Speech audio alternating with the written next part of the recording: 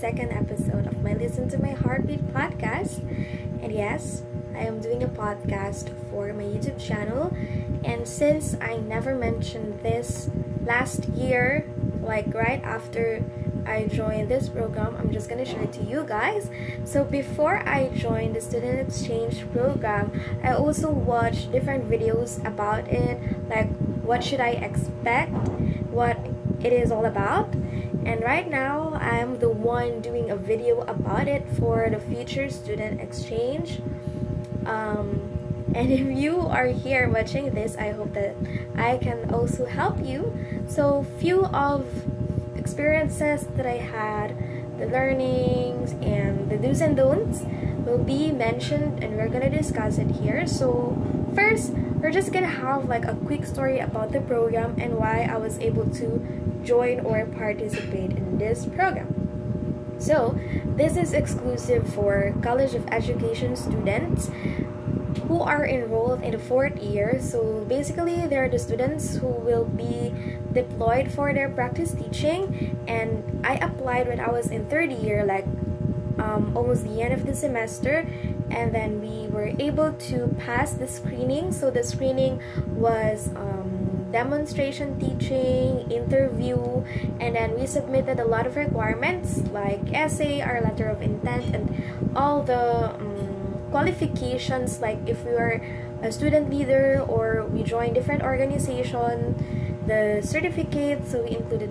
there all the documents when we submitted it. And then after that, they announced the participants will be the student exchange in Indonesia, and I am one of the lucky students.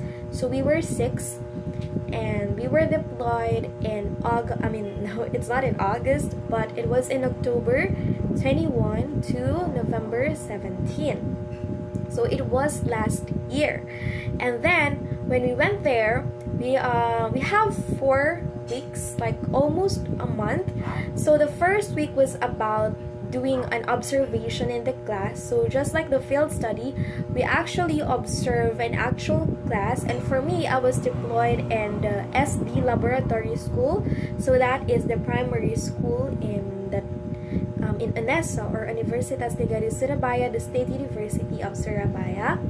And then after the observation, the 2nd week and then the 3rd week was allotted for our actual demo teaching. It's the actual teaching where we got to be the teacher and teach the class for 2 weeks.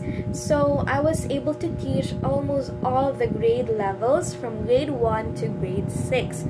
But before that, of course, we have our cooperating teachers who gave us a lot of tips, who gave us the feedback whenever we teach, so that we can improve the next day, or we will know what our strengths and weaknesses when it comes to teaching skills. So that is what we did during the student exchange.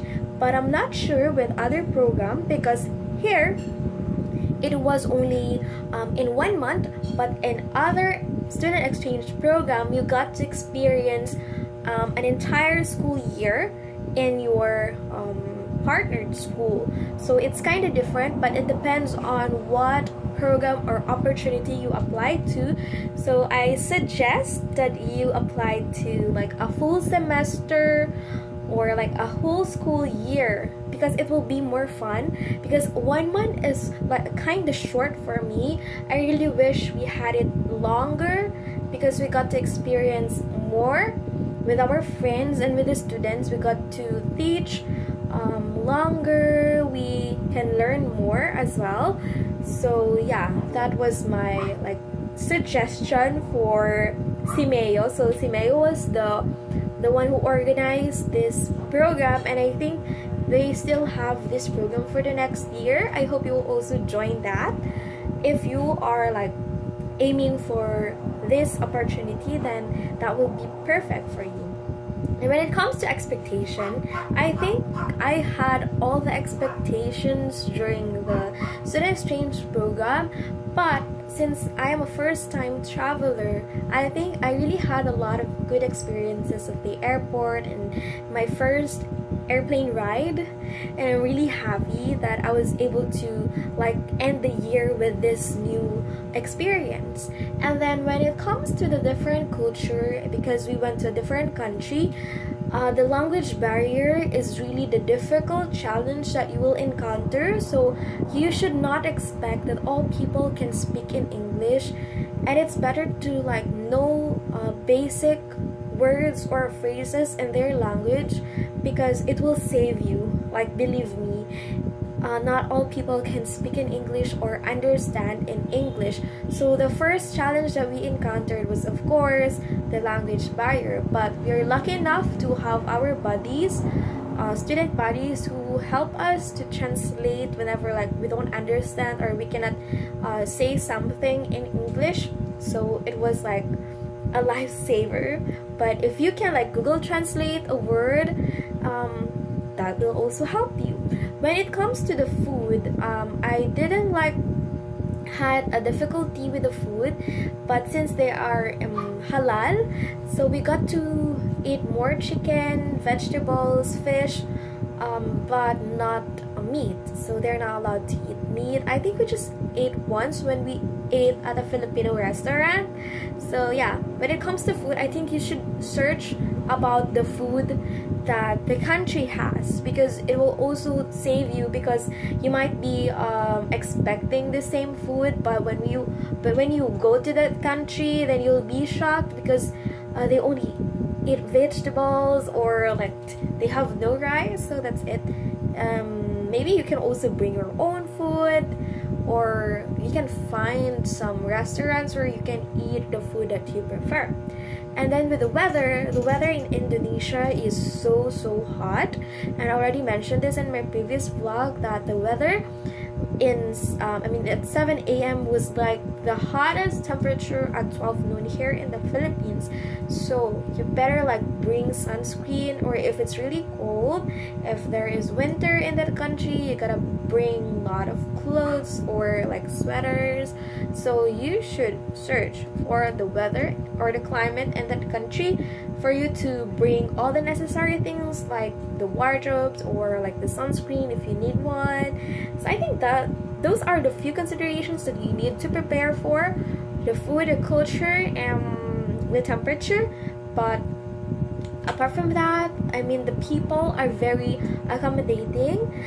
They are very willing to attend to your needs, especially at our dormitories.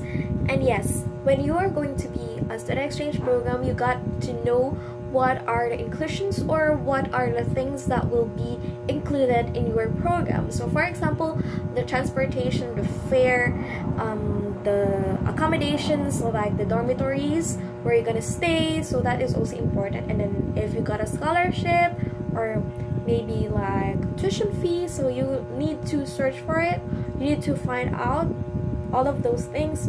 Also the airfare, because in my case it was free. The food and the transportation are free, so we got to spend only for our allowance. Like if we want to buy something, we want to buy another food.